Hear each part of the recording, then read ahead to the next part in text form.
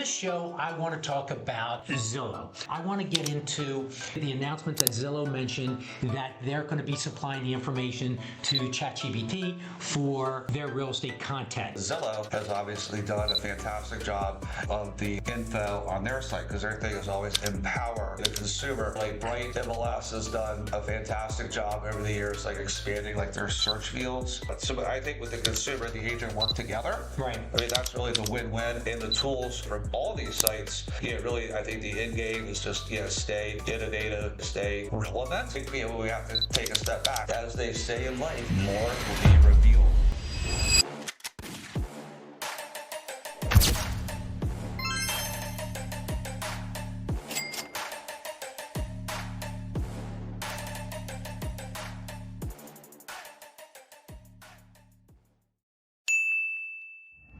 Welcome to the Real Estate Show with Pat Lopez, where we talk everything of real estate.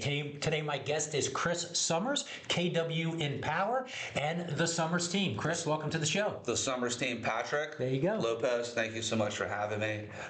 Kudos, mad respect to the Real Estate Show. Not sure what episode this is, but it rocks. Your viewers, subscribers, thank you for having me. There you go. All right. Okay, so for this show, I want to talk about Zillow. There's a lot of lawsuits, a lot of things going on with Zillow, and I know a lot of agents, people are talking about it. There's a big buzz. But before we do that, I want to get into basically the announcement that Zillow mentioned that they're going to be supplying the information to ChatGPT for their real estate content. So the first question I have for you when it comes to that is, what kind of impact do you see realtors are going to have with so much information now being on ChatGPT? Well, I mean, we're going to have some deep questions here, I think. But, I guess out of the gate, it's been very interesting and kind of funny sometimes, like the massive love-hate relationship. That is true. Or mostly hate that realtors have for Zillow. So most of it's unfounded, but to be, if you rewind the clock at Inman Select many years ago, I saw the CEO at the time, Spencer Raskoff, I think his name, and they were launching, and not for nothing, like Google, they own real estate search. They own it. Right. That's where their consumers go. But now fast forward, so the Chat GPT, I think whether it's that, Patrick, or anything else, I think the reminder, whether it's agents or this might allude to Bright MLS, the importance of just staying ahead of the game or in front of the game as much as you can. Obviously, the companies are doing it with technology. Right. It's like as soon as you start to fall behind. Like some people still have AOL email addresses, but it's not really the point.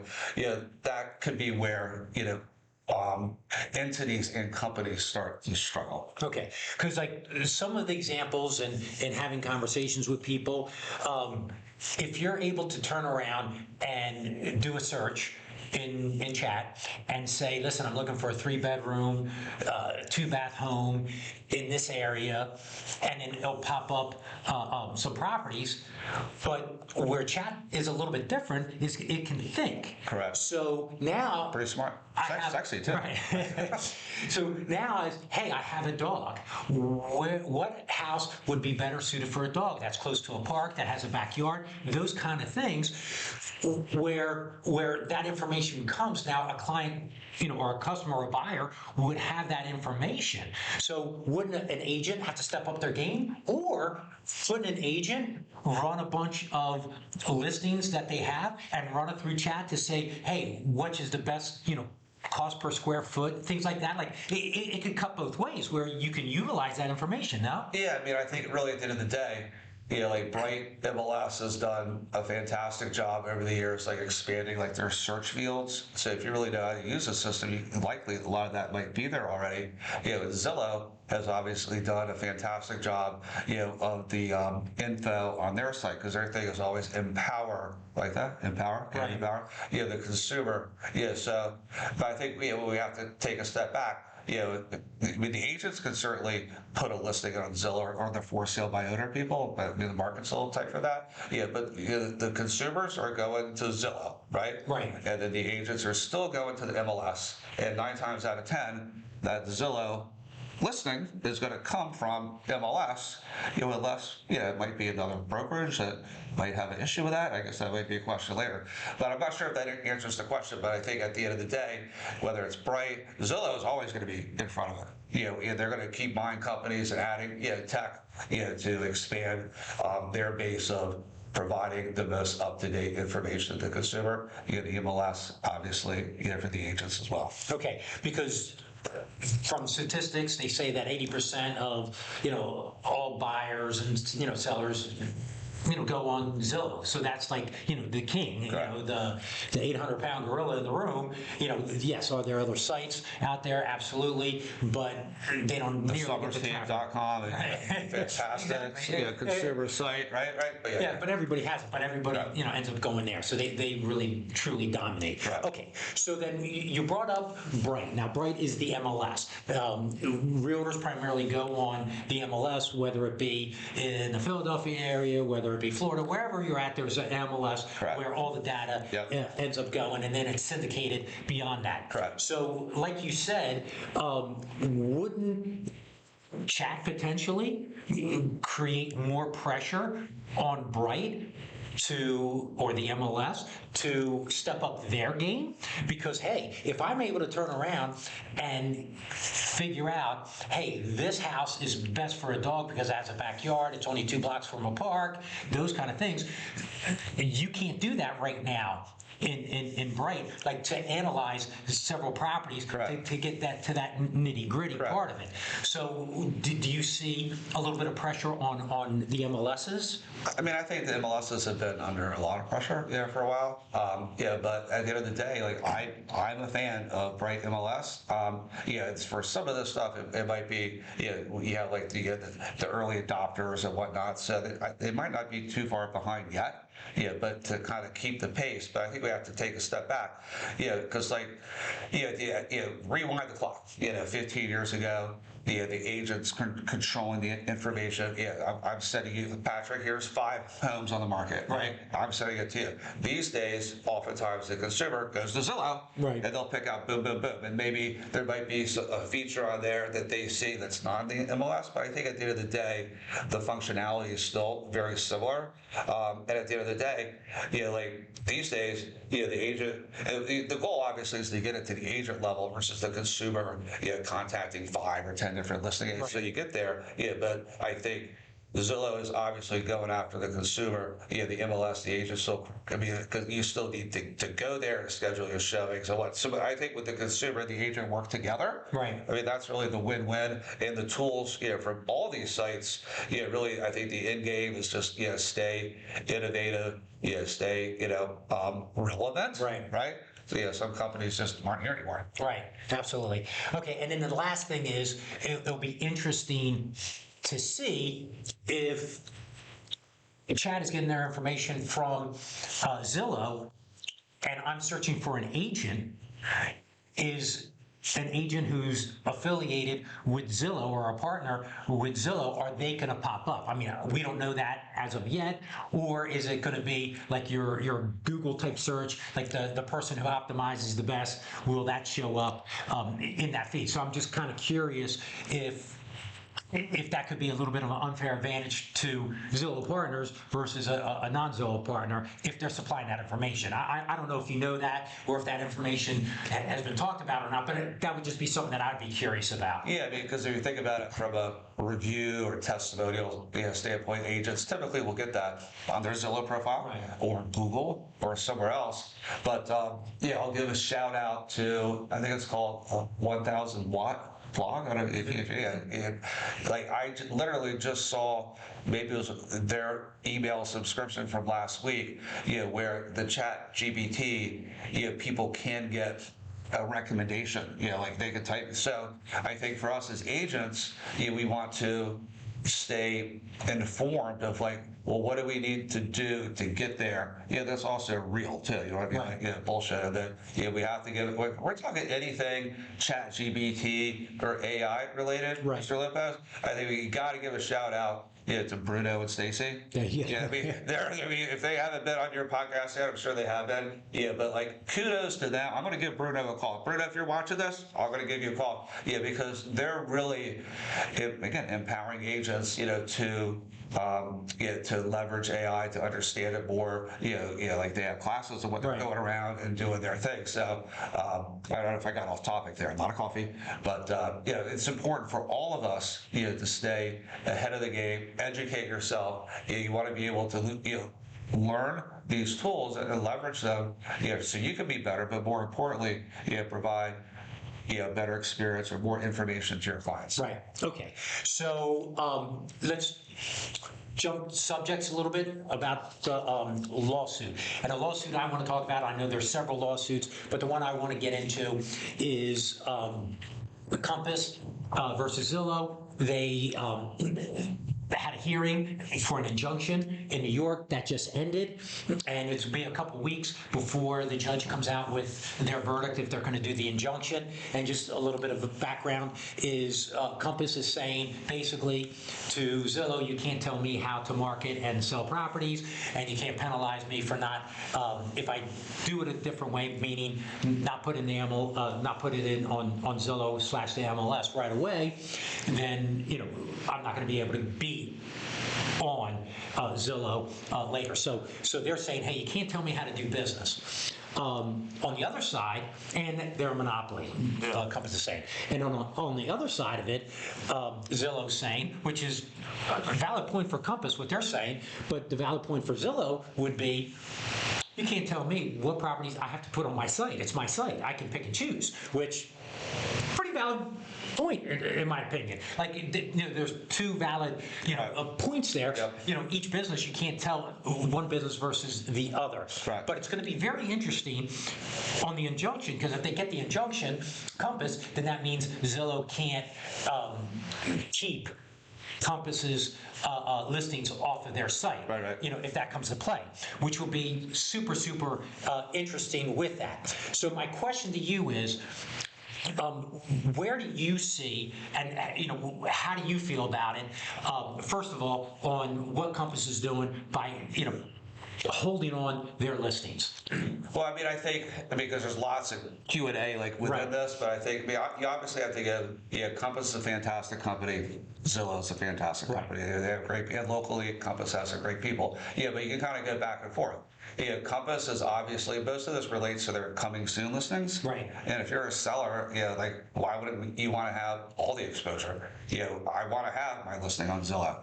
And then on the Zillow side, for them, their messaging is always about the consumer. So it's not as much, hey, we want to have these listings on our site. I think what they would say is, like, we want the consumer to be able to find everything that's available. And then Compass, has this little thing over here, they're coming soon. I think that's really the big picture. Like, in my mind, number one, there's already coming soon on the MLS. Right. So if you want to do some coming soon, like, why have it just be in one brokerage versus everyone? And then number two, where are all the other brokerages, that, with Zillow? I don't see anyone else, bitching and moaning about this. So it's really them too. And at the end of the day, we can kind of talk about as much as you want, but I think most of us in the industry know that coming soon and tucking something away, increases the chance ultimately for the brokerage or the agent, to do both sides of the transaction.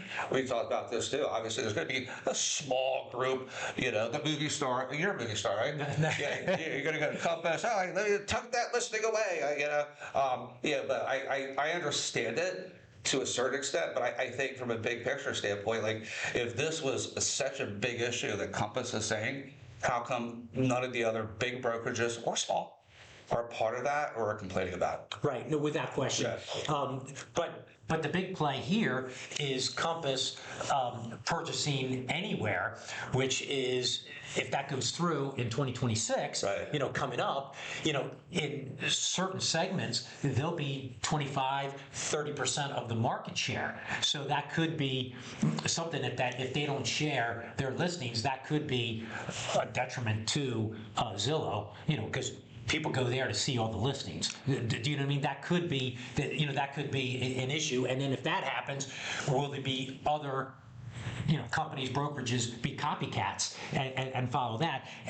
And to me, if people did that, then you're going to like London, or you're going, or England, the way they do things, or New York, Right. where you can't go to one spot and see everything. Right. I think that would be a detriment to the industry. Yeah, I mean, like the rental market's extremely fragmented. I don't really understand the New York City market, but like if everything kind of gets choppy like that, like what a mess that would be. You have to call. You have to go on 10 different Correct. websites. Correct. You have to call everybody. It's just so unproductive. I would think. Correct. I mean, and I thought, because obviously we kind of went through a tough time. My prediction was Compass was going to get acquired by someone. Right. Yeah, that didn't happen. Compass obviously has some money. Like this Anywhere acquisition, at least here locally, really not a big deal at all. But like if it kind of gets to that point where you have these other little offices here, like I wouldn't want to be an agent kind of stuck in that environment. I want to be somewhere, hey, where my clients have all the exposure, we have all the resources. Yeah, it's also being past present in GPAR. Right. Collaboration, working together. Yeah, I think that's important. I'm not saying that they're not doing that. It, to a certain degree, it certainly raises some questions on, what exactly are you doing, why, and how is this benefiting the consumer? I think they might have a political spin to that. And I'm not demeaning it. I think these are just questions. It just, it's interesting to see that, and no one else really part of that. And if you want to do coming soon, there's something in Bright. But I understand their model too. You got to give a shout out, for the amount of growth that they had. Right. A lot of it was just like, hey, come here, boom, boom, boom.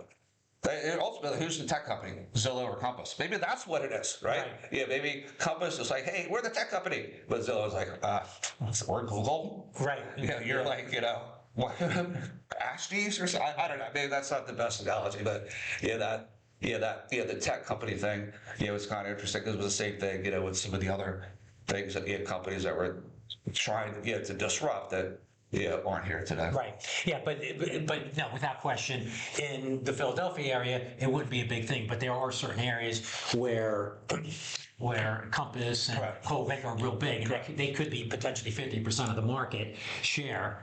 Just like KW is a huge share in Philadelphia. That's the largest market share I've ever seen. Right. Yeah, versus like the only time I think I'm getting off track that was higher, but like remember back when Mike McCann, Conway's, all those big shot people are at Berkshire. Berkshire, right. Like that, They control the that they have super high market share with Fifth of Walnut Rittenhouse, and then obviously over time a lot of those Berkshire people went to KW or Compass and whatnot. But yeah, Berkshire still has a big presence in the city too. So shout out to all my Berkshire friends too.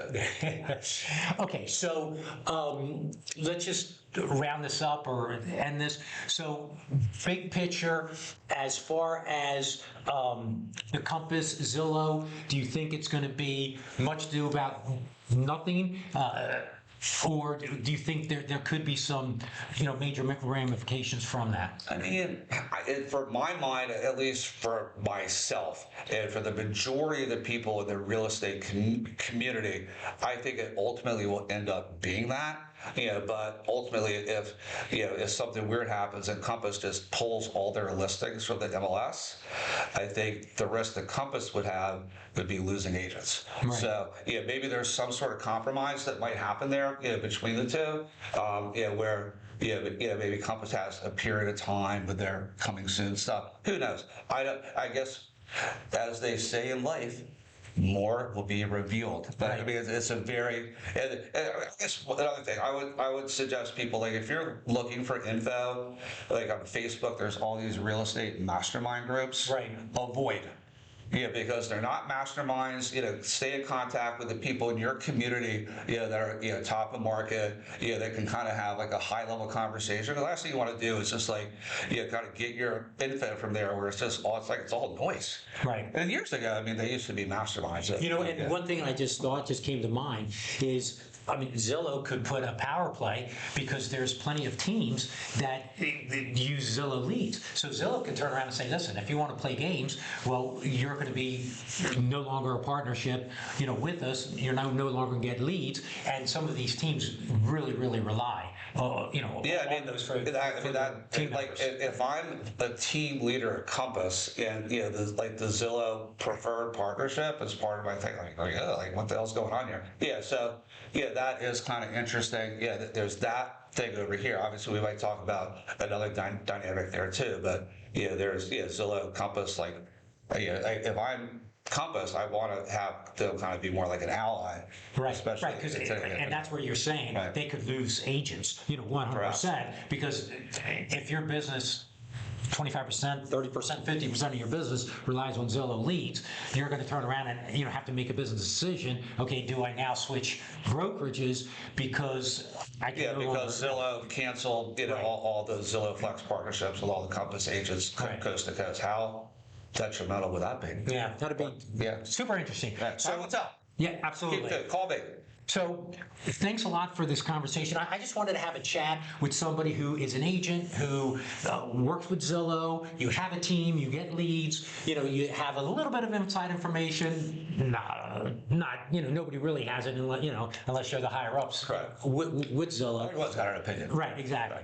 But thanks a lot for that. Now, you do list properties, sell properties, you are an agent, you have a team member, so if somebody wants to get a hold of you, find out more about what you do, what your team does, they want to be an agent, somebody wants to sell, how would they do that? How would they I mean, I'm like you, Pat, pretty easy to find.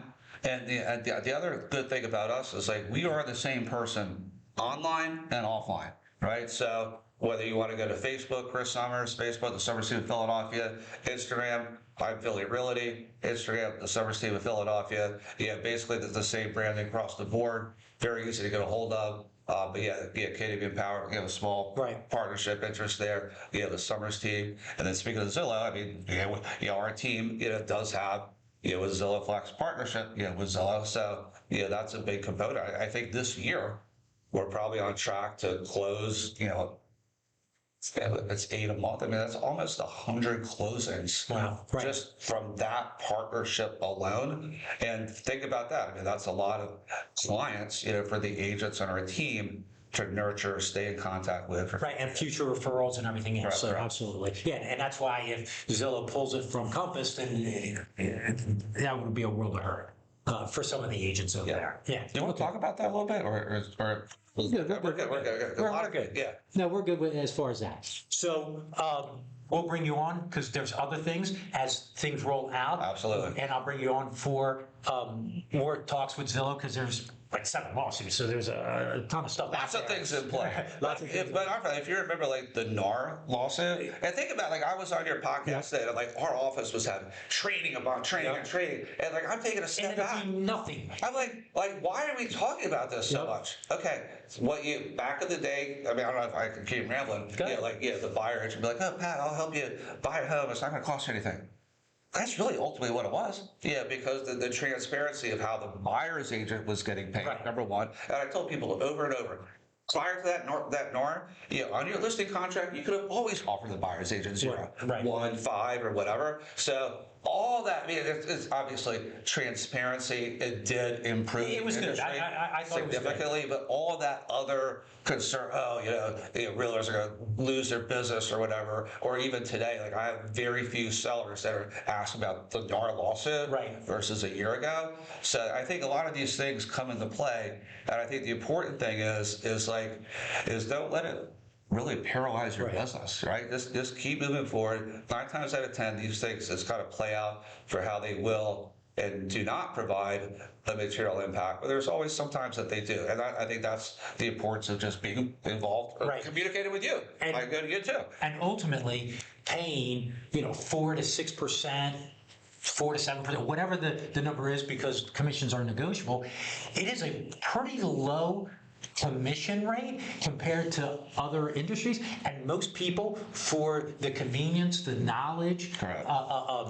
Just the smoothness of a transaction, gladly pay that. Correct. Just to get something done, and especially when you're talking about some big dollar amounts. Correct. When it comes to it. So that whole lawsuit ended up being a nothing burger, but a good payday for the attorneys. Period. Because it really didn't change business that much, other than a little bit more education on the buy side Right. of explaining, which 100% is a good thing. The more explanation, the more transparency. But here in this area, you were always doing buyer agency agreements. Correct. So that We're was always already doing there. it. Right. It really did. In other parts of the country, no. But Yeah, but like, yeah. It's like if you're you have a deal wrapped up. It's like in Philly, it's like, oh, the attorney wants to review it. Like, oh, yeah, like they get much ado about nothing, making changes that don't mean anything. Yeah, like the attorneys for NAR, they saw a hole, they took advantage of it. And my understanding is it's that same group of attorneys that is doing like the Zillow home loan. Right, all There's that. a hole in there as a question, and then maybe we can talk about that at a future one. But yeah, I mean, if anything, it just clogs up the business, but maybe sometimes it does provide improvement. But Absolutely. the attorneys are making all the money They make all the money. and causing all this stress and drama, and then over what? Exactly. Not too much. Not too much. Yeah, man. Okay. Well, Chris, thank you very much for being on the show. We'll have you definitely back. You've been on the show several times, so I do appreciate your knowledge. Well, that's the Real Estate Show with Pat Lopez. Be sure to follow the show on Facebook, Instagram, and of course on YouTube, the Real Estate Show with Pat Lopez on YouTube. That's where you'll be able to see this show live. We talk everything real estate. Be sure to give me some likes, really helps the algorithm. I'm at over 45,000 subscribers. Let's see if we can get to 50. Really helps me out as well. And I will see you next week. Best podcast of the city of Philadelphia. Bye. Boom. Sorry.